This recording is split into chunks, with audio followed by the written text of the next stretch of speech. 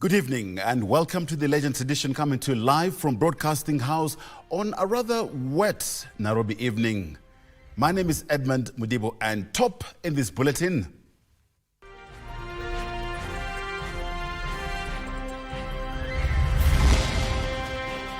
Tracking further Alois Chariot killers. Police say they are narrowing down on key suspects in the priest's fatal shooting incident. Malala's homecoming debacle, drama as supporters of DCP Deputy Party Leader Cleophas Malala clash with police. The phony business Waterloo. Police in Nairobi bust a mobile phone syndicate in CBD. Several arrested and at least 70 smartphones recovered.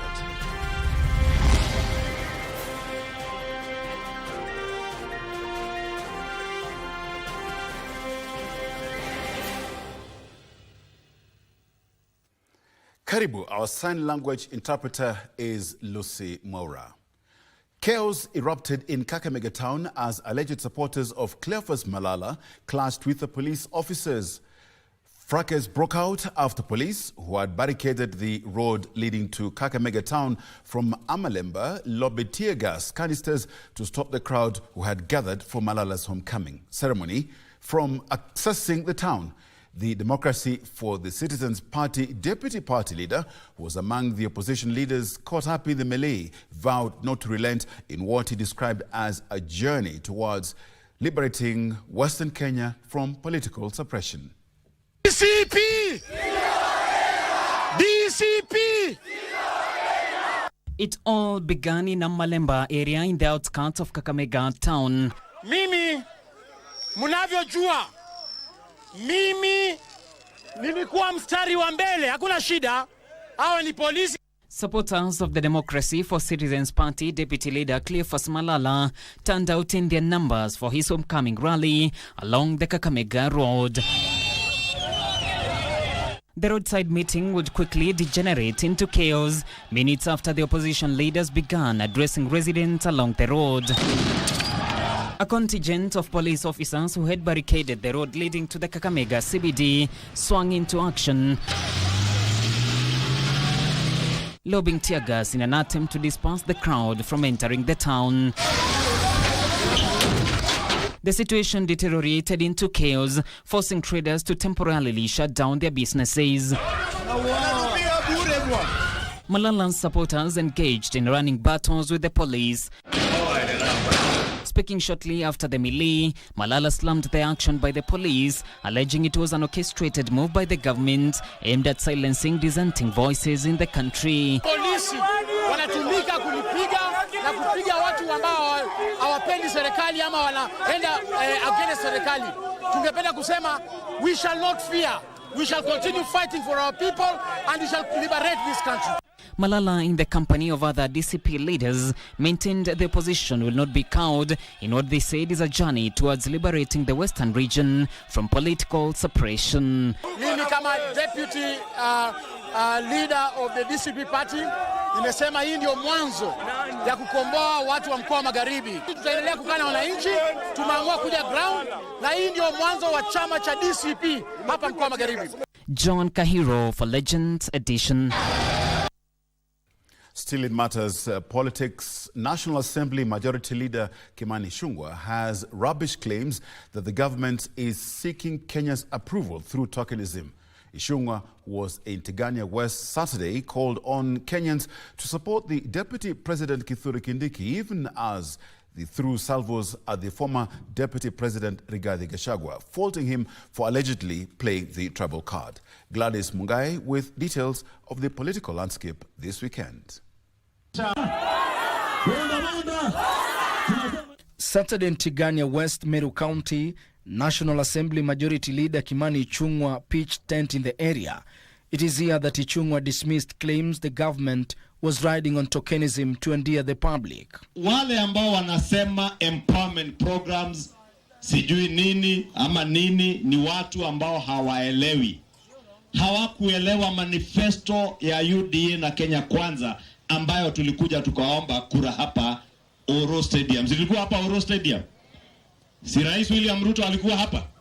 tukiomba kura, na tukawaambia agenda yetu itakuwa ni bottom up.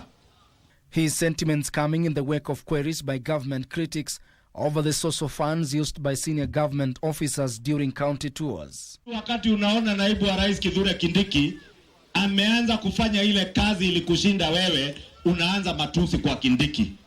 Tunawaambia hao, sisi tunajua tunafanya nini. Tunajua tuko na ahadi na watu wetu, na ile ahadi tutaitimiza kwa njia yoyote ile itawawezesha kuondoka ile hali ama kuondoa ile hali kwa haraka kabisa. And as Ichung'wa defended the government's track record and dismissed the newly launched Democratic Citizens Party as tribal outfit, Senator Aaron Cheruiyot was in the company of other Kenya Kwanza allied leaders in Vihiga County. Cheruiyot continued with the political onslaught against Democratic Citizens Party leader Rigathi Gachagua. Mnaona hii watu wamekusanya pale Nairobi. Wale hawakuji mashinani, kazi yao ni kupiga picha kwa hoteli kila wiki. Ati wanasema Ruto must go, sijui one term. Wale ni mabroka na makonman. Kila mtu kwa hiyo watu wako kwa biashara. Hakuna kiti ya urais wanatafuta. Ni mabroka tu wanasema mimi nataka kushika jamii yangu ati niende niuzie Ruto. Hiyo biashara iliisha. Tunataka vyama ambaye inasikika Kenya mzima. Kwa hivyo kama Kenya tutaungana pamoja, tukue na amani na tukue na maendeleo, Kenya itakuwa sawa. Vijana viva! Viva! God bless you. Thank you. Meanwhile, Jubilee Party Secretary General Jeremiah Kioni faulted the executive for what he claims is militarization and weaponization of state agencies to frustrate government critics. Tangu 1963, seal ya serikali imekuwa ofisi ya IG. Ni sababu gani Ruto anaitoa kwa IG anapeleka kwa ofisi yake? Ni parastatos anataka kuuza bila kutuuliza, ama ni nini ya Kenya anataka kuuza bila kuuliza wa Kenya? Ni jukumu la muhimu wale wabunge ambao walioko wahakikisha kwamba wamepitisha sheria, kwa sababu hiyo ni yako katika mamlaka yake. Speaking in Lari constituency in Kiambu County during the Jubilee Party Mashinani edition, Kioni further rubbished the proposal by Treasury Cabinet Secretary John Mbadi to scrap exam fee waivers. The education that he was left functioning, now it is corruption. Kutoa 5 billion shillings kwa elimu na kuweka kwa State House ili yeye aendelee kusimama juu ya magari na kutembea, haina maana hata kidogo. Hana maana na mtoto. Na mtu ambaye hafikiri majali ya mtoto hana maana na humanity. He is not interested in the future of this country. Social and economic restoration.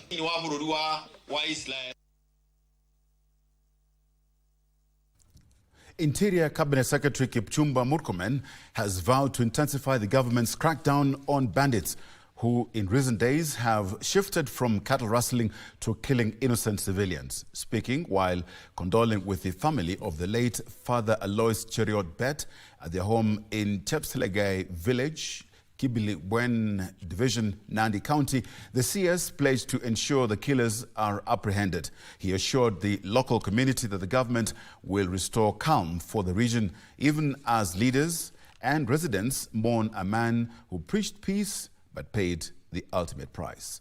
Ben Chumba reports.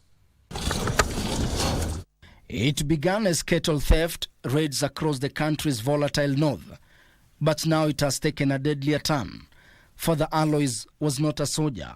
He carried a Bible, not a gun. But last Thursday, voice was silenced. Yeye ndiye alikuwa anasimamia kondoo ya Mwenyezi Mungu. Na alikuwa mnyenyekevu. Alikuwa amejitolea. Alifanya kazi kwa roho yote. Na aliweka mambo ya amani kibao mbele. The government now says the bandits, cornered by intensified security operations, have turned into cold-blooded killers. Na kwa sababu ya hiyo operation, tumeweza kushika watu karibu 4 ambao ni majangili sugu na wengine 2 wakauawa. Na mmoja wao ndiye alikuwa komanda yao katika sehemu hiyo. Na kwa sababu ya hasira ya wale wengine alishirikiana nao, wakatoa hiyo hasira ya hiyo operation, wakaenda sasa wanatafuta kila mtu ambaye aswa kama Father Alois amepigwa tu bure kwa sababu amekuwa ni mhubiri wa kuleta amani na ni mtu amekemea mambo ya ujangili ya wizi wa ng'ombe na uaji wa watu. Na sisi tunataka kukuambia kutoka hapa nyumbani Nandi, can you continue focusing and eliminate Kerio Valley of all those criminals so that we can be able to have peace not only in Nandi but across the country and more so Kerio Valley. Interior CS Murkomen traveled to the priest's family home in Nandi County, where he offered his condolences and firm pledge to pursue the attackers relentlessly. Na mimi nataka niwahakikishie ya kwamba ingawa tunalia sisi wote, tumeleta pole zetu, ninawahakikishia kwamba kwenda mbele, kwanza tutashika wale wote walihusika katika ujangili huu. Ya pili ni kuhakikisha kwamba tutajitahidi hata zaidi kuhakikisha tumepunguza mambo ya wizi ya ng'ombe na uaji ya watu. He noted that security operations in the Kerio Valley have intensified over the past year, resulting in 50% drop in reported banditry incidents. But instead of surrendering, Murkomen says the assailants have changed tact, now targeting voices of peace and reason. Kama vile tumethibiti kupunguza kwa 50% mambo ya banditry katika Kerio Valley, tutajitahidi zaidi kwa miezi ambazo ziko mbele ndio tupeleke 50% hiyo iende ikielekea suburi, kwa sababu tunataka kumaliza mambo ya uwizi wa ng'ombe. Tunataka kumaliza uwaji ya watu. In West Pokot, leaders condemned the killing during a school event in Sigor constituency. Ni wakora, sio jamii. Na sisi tumesema wakora hatutaki. Mtu wa Mungu kufanyiwa hivyo ni laana tusipofanya kitu. Kwa hivyo nataka niambie hata Waziri Murkomen, tutakusaidia mpaka tujue ni nini ambayo inafanyika. Lakini ninamwambia Waziri Murkomen, endelea kufanya hiyo kazi, kufinya hao watu, because we need security in this area. Bila security hakuna maendeleo.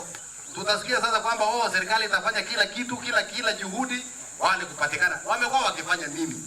Ben Chumba, Legends Edition. In what could be a major breakthrough in the fight against rampant mobile phone theft in the city, police in Nairobi County have raided a shop selling the stolen phones along Munyu and Mfangano streets and arrested 6 suspects. According to the Nairobi County Regional Police Commander George Seda, mobile phones worth 3 million shillings and over 600,000 shillings in cash were recovered from the suspects. The Nairobi County Regional Police Commander is now calling on whoever lost their mobile phones or any other electronic devices to visit the Central Police Station and identify the gadgets. At the Nairobi County Regional Police Headquarters at Milimani, at least 70 mobile phones and other electronic devices are in display here.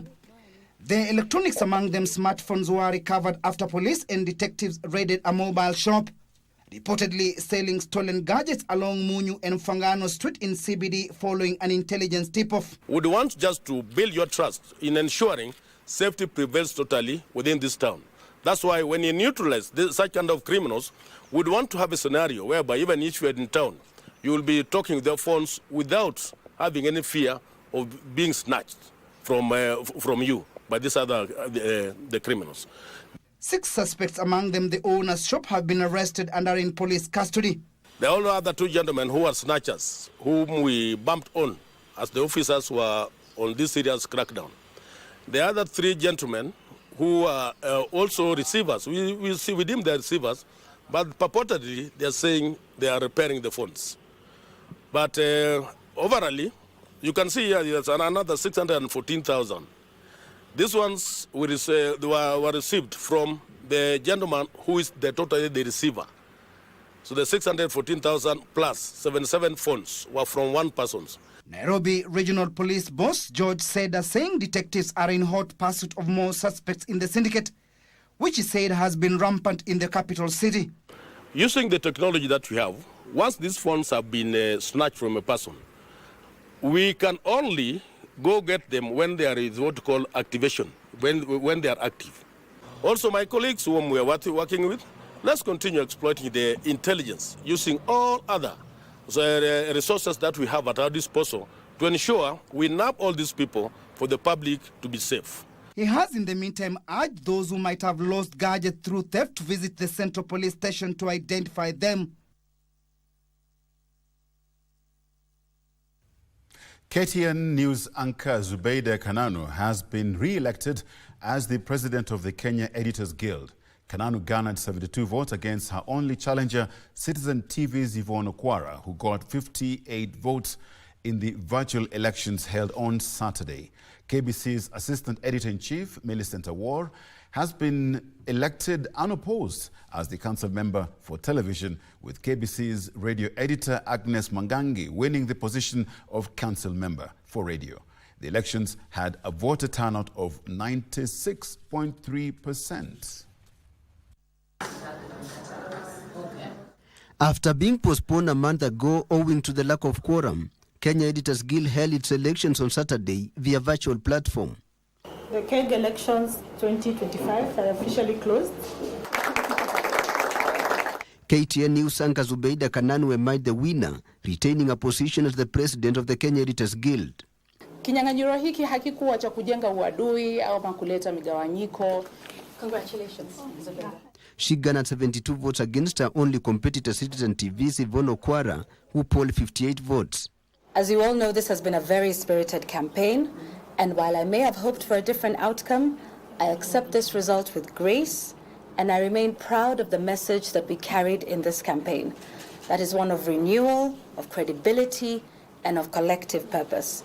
Kananu called for collaboration among the media stakeholders in dealing with the challenges facing journalists in the country. She will be deputized by Francis Openda. Katika miaka iliyopita tumeshuhudia madhila tu yakitekelezwa dhidi ya wanahabari humo nchini. Tumeona wanahabari wetu wakidhulumiwa, tumeona wanahabari wetu wakiumizwa. Kwa hivyo letu tu ni kujitolea kuweka sera ambazo zitajenga tasnia yetu na kuilinda dhidi ya mwingilio wote. KBC's assistant editor-in-chief Millicent Awor has been elected and opposed as the council member for television, with KBC's radio editor Agnes Mwangangi winning the position of council member for radio after beating Topista Nabusoba. Linda Batch was elected print representative, while Kenfrey Kiberenge was elected online representative. Tilio Marco for Legends Edition. Kenya Revenue Authority has defended its proposal in the finance bill to be granted access to personal data of Kenyans in a bid to curb tax cheats. In defending its proposal before the National Assembly Finance Committee, KRA Commissioner General Humphrey Watanga told MPs that they had put in place relevant measures to ensure data safety in line with the data safety laws. However, his statement will be challenged by MPs following the revelation that the system's integrity was compromised and Kenyans' data was easily accessible. Our reporter Abdiaziz Hashim has the details. The move to make changes to this Section 59A of the Tax Procedures Act continues to elicit mixed reactions. The consequence of deleting 1B, Section 59, 1B of the Tax Procedures Act would therefore mean that the Commissioner may have access to trade secrets and private and personal data held on behalf of customers or collected in course of doing business. The proposal, which will give the Commissioner General of KRA automatic access to personal data of Kenyans, has been proposed by Treasury in the Finance Bill 2025. We are continually aspiring to have the highest accreditation as far as data governance and data protection requirements are concerned. The National Assembly Finance Committee, however, shared their reservations. Some of the areas of the concern the committee also has. However, the taxman argued that the proposal will boost tax compliance and nab tax cheats. It is at this forum that the chair of the committee, Kimani Kuria, will reveal a data breach in the existing portal. By just keying in the PIN number, that's just randomly, we are able to establish all that personal information, the physical address, the telephone number. This is a great concern to us because just by peeing in this randomly, we were able to access all this personal information already in your system.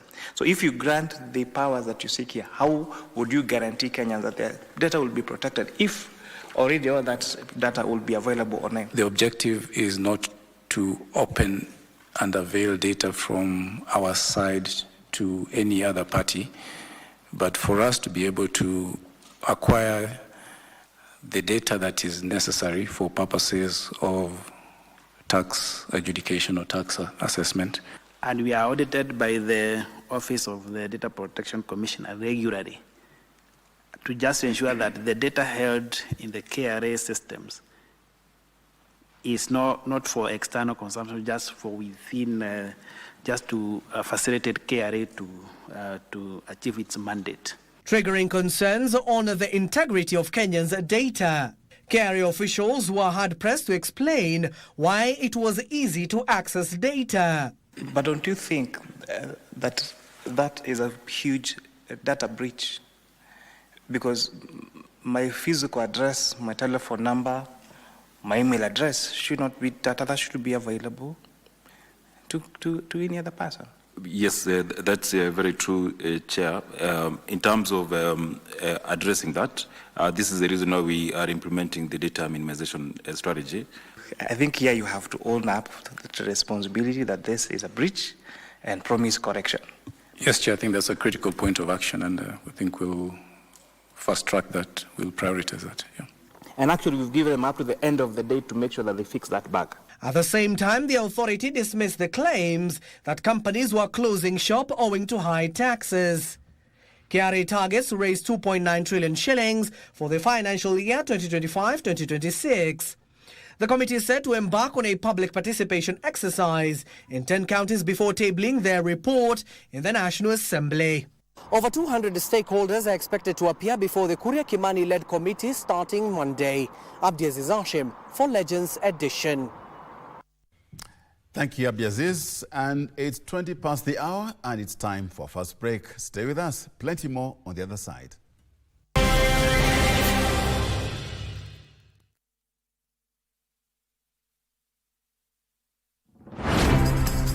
Je, umewahi kuwa na deni ya KRA? Basi usiwe na shaka. KRA wakishirikiana na KBC wamekuandalia roadshow murwa kabisa. Jiunge nasi tukufahamishe kuhusu KRA Tax Amnesty Program na jinsi utakavyoweza kusamehewa adhabu na riba na KRA. Pia tutakuwa tunakusaidia kujaza fomu za kodi za mwaka 2024 na kukusaidia na huduma za KRA kwa mtaa wako. Ijumaa tarehe 30 mwezi Mei na Jumamosi tarehe 31 tutakuwa na mobile clinic mjini Kakamega, maeneo ya Muliro Gardens. KRA, tulipe ushuru, tujitegemee. Imagine a future where you can enjoy the fruits of your hard work without financial worries. A time when you can truly relax, travel, and pursue your passions. To achieve that dream, you need to plan today. With the cost of living constantly rising and inflation showing no signs of slowing down, the money you need today will be nearly 10 times higher by the time you retire. Without a solid retirement plan, you risk financial insecurity when your active income stops. That's why saving for retirement is necessary. Regardless of your age, it's never too early or too late to start planning. Engage with experts from any RBA-registered individual pension plan for guidance in tailoring a retirement strategy based on your current lifestyle, future goals, and desired retirement age. This provides the fixed regular income you'll need after retirement to ensure you live comfortably without compromising your quality of life. The earlier you start saving, the more secure your future will be. Start saving for your retirement today and live your golden years the way you've always dreamed. For more information, visit our website www.rba.go.ke, call our toll-free line 0800 720 300 or email info@rba.go.ke. Secure your future. Secure your peace of mind. RBA, safeguarding your retirement benefits. Across our great nation, transformation begins at the grassroots. Now, the journey to better service delivery, stronger government,